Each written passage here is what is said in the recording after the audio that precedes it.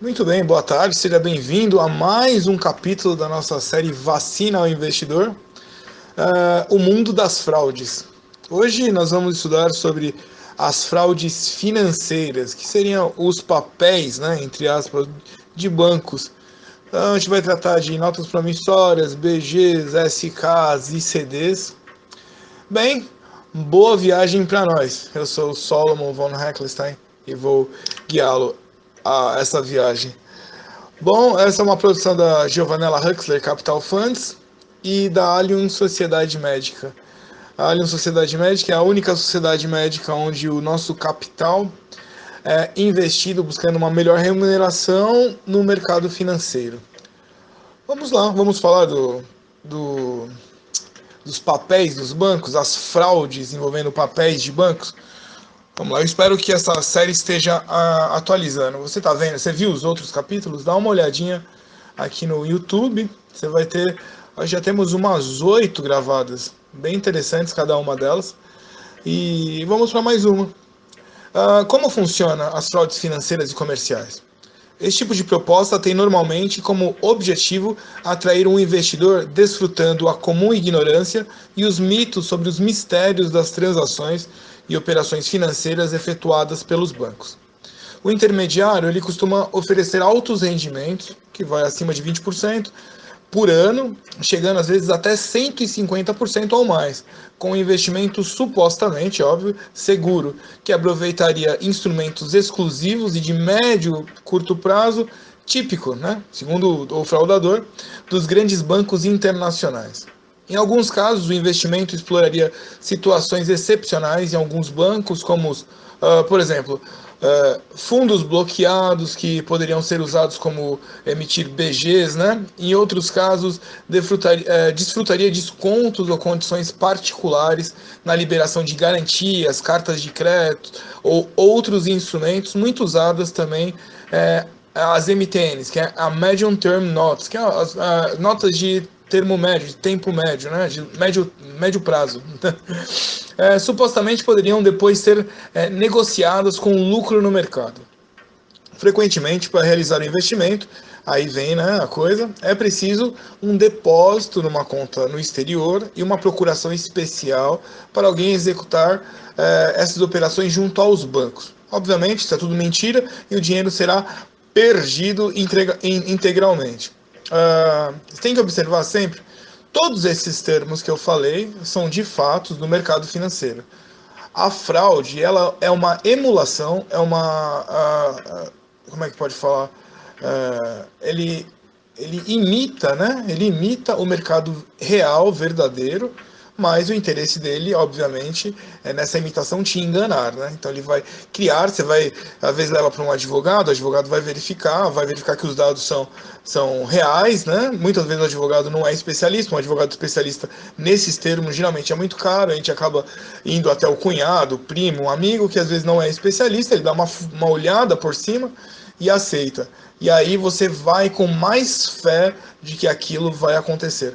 E obviamente, né, é uma fraude.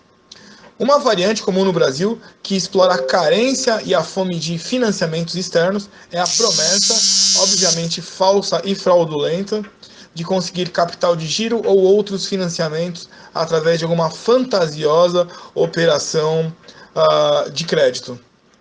Então envolve esse tipo de instrumentos. Muito comum é a oferta de supostas linhas de financiamento que existe a apresentação de uma BG, que é uma Bank Guarantee, que é uma garantia bancária para a liberação dos fundos.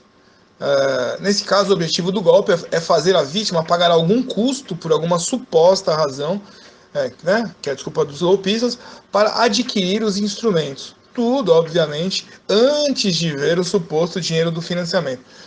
A mesma coisa que eu falei antes. Nenhum banco sabe nada sobre boa parte desses fantasmáticos instrumentos que são gerados e usados só no mundo mirabolante dos fraudadores. Alguns destes instrumentos realmente existem, mas com características, modalidades de emissão e usos completamente diferentes dos propostos ou sugeridos.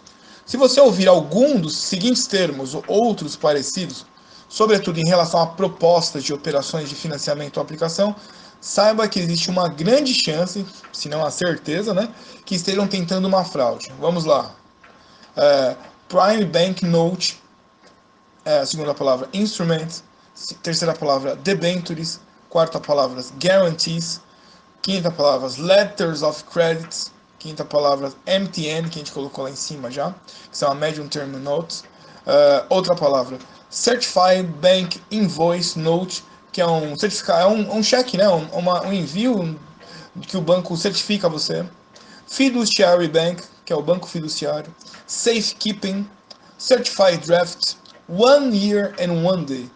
Essas palavras bonitas em inglês, né, que às vezes a gente não sabe o significado, são do mercado financeiro de fato, mas são utilizadas também pelos fraudadores.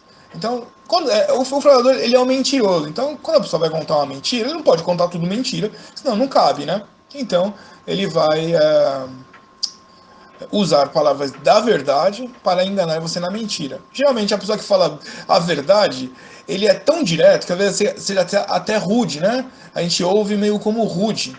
Mas ele tá falando a verdade, é objetivamente aquilo. E às vezes a gente fica, ué, mas ficou simples, né? A verdade, de fato, ela é simples, né? A mentira é que precisa de um monte de floreio, tal, tal. Então, vamos lá. Um caso à parte é representado pelos certificados internacionais de depósito. International Certificate of Deposit, ou ICD, ou ICD. Normalmente com valores de várias dezenas ou centenas de milhões de dólares, supostamente emitidos por grandes e seríssimos bancos internacionais, tipo JP Morgan, Bank of America, Citibank, Credit Suisse, UBS, ABN AMRO, que são propostos com várias desculpas. Já vi também casos envolvendo o nome de bancos menores e menos internacionais, como o Banco de La Nación na Argentina, né, aqui, e com valores menores, cerca de 1 a 5 milhões de dólares americanos, mas dentro do mesmo sistema geral de golpe. Na maioria dos casos, a proposta básica é negociar esses documentos com um deságio em função de uma suposta urgência em ter liquidez. Vamos lá. Alguns casos no quais os golpistas alegavam ter conseguido viabilizar ótimas operações com esses papéis, sobretudo com safekeepings, e estarem prestes a receber uma bolada. Nesse caso, eles contavam ter ficado sem liquidez por causa dos custos envolvidos com a operação e solicitavam então, entre aspas, um pequeno adiantamento de 50 a 100 mil dólares americanos necessário para terminar algum processo ou fazer alguma viagem, se disponibilizando a pagar juros ou comissões ou participações altas na hora iminente do recebimento da tal bolada.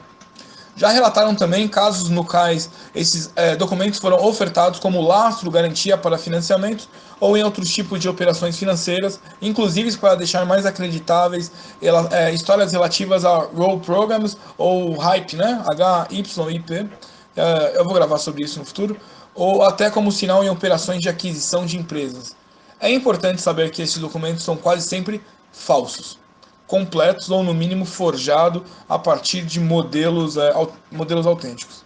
Muito comum nesses últimos casos o envolvimento do nome da Euroclear e de outras grandes e respeitáveis instituições como supostas custodiantes e avaliadoras destes falsos instrumentos. Sempre tem um analista, um avaliador. Eu lembro aqui, estamos em 2020, 2003, 2004, tinha muita coisa de precatório, letra do Tesouro Nacional, LTN, né? Então, a LTN tinha lá um analista, um avaliador do governo, e às vezes o próprio avaliador do governo dava uma avaliação errônea, porque ele pode errar, ele é ser humano. Só que nessa avaliação errônea se fazia, né, a negociação de uma letra, às vezes de 2 milhões, 4 milhões, e a pessoa que comprava saia no prejuízo completo, porque você não pode processar um cara que simplesmente, entre aspas, errou. Então tem que tomar cuidado até mesmo com quem está analisando, avaliando, né? Porque o serviço dele é avaliar e, de acordo com as técnicas dele, verificar se aquele papel em questão ele é verdadeiro. Ele é ser humano. Então, se por acaso, vamos imaginar, ele estiver com uma má intenção, ele vai avaliar, dando prejuízo para o comprador, e às vezes, talvez, quem sabe, envolvido com um vendedor fraudador, e aí você, se for o comprador, você vai perder. Então, qual é a saída para isso? Obviamente, conhecer o vendedor, né, que ele não tenha feito só essa venda, conhecer o avaliador, que não tenha feito só essa avaliação.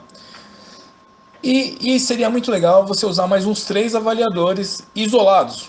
Um em São Paulo, um no Rio, um no Amazonas, assim, completamente. E você manter o segredo sobre a negociação, para que não haja, né, ali, que a informação flua e eles consigam entre si conversarem e te dar o prejuízo. Por que isso? Porque envolve dinheiro. Quando envolve dinheiro, você tem que se proteger de qualquer jeito, né? Evite, ele sempre vem com perguntas sobre quanto você tem no banco, qual o seu perfil, qual o seu limite, para saber o quanto você pode investir. Evite essas respostas, né? Se possível, coloque um advogado à frente, né? Ele vai ali, vai dar respostas mais frias, né? E não está envolvido. Você, às vezes, numa compra, acaba estando envolvido por uma necessidade X ou Y e acaba entrando num buraco. Muito bem, a aula de hoje, a conversa de hoje, foi sobre fraudes financeiras e comerciais e hoje tratamos dos papéis de bancos, que são as notas promissórias, BGs, SKs, ICDs que a gente conversou.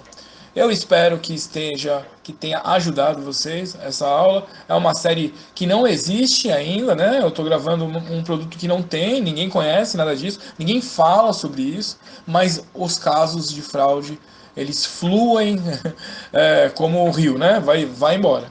Ele acontece todo dia. Nesse momento deve estar acontecendo umas 8 agora, por falta de informação, por uma necessidade cega de um lucro, de uma verificação errada.